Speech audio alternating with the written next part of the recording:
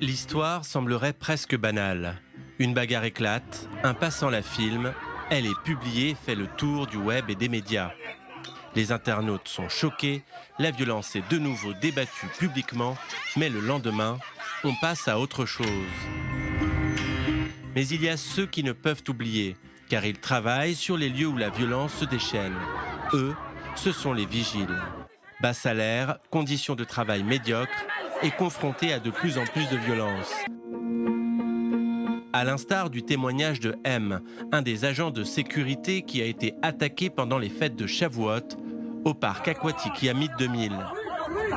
C'est difficile quand tu vas calmer des gens qui se battent et tenter de mettre un peu d'ordre.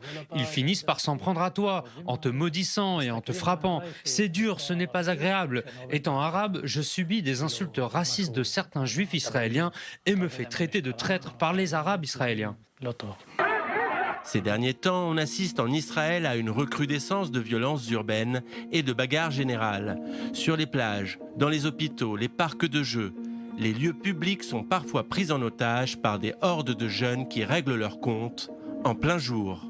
Les professionnels de la sécurité sont sommés d'intervenir, mais pour autant, ils ne sont pas à l'abri d'une vendetta. Les vigiles étant en poste en lieu fixe, il est très aisé de les retrouver.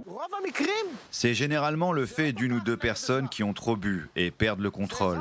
Mais parfois, c'est une meute de 25 personnes, et là, ce n'est plus la même chose. Wassim Irbaoui, âgé de 31 ans, travaille dans la sécurité depuis 8 ans. Il était gardien au centre médical Galilée. J'étais en poste quand quelques types ivres sont venus. Ils voulaient aller aux urgences. Le gardien leur a interdit d'entrer dans cet état, sauf pour la personne qui avait besoin de soins. Ils sont partis, puis ils ont essayé à nouveau de forcer le passage, puis tout a dégénéré.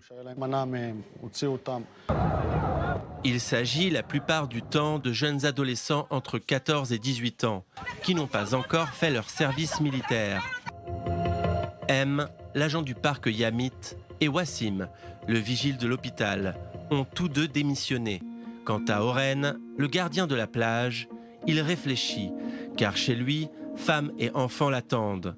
Et dans la balance, le jeu n'en vaut plus vraiment la chandelle.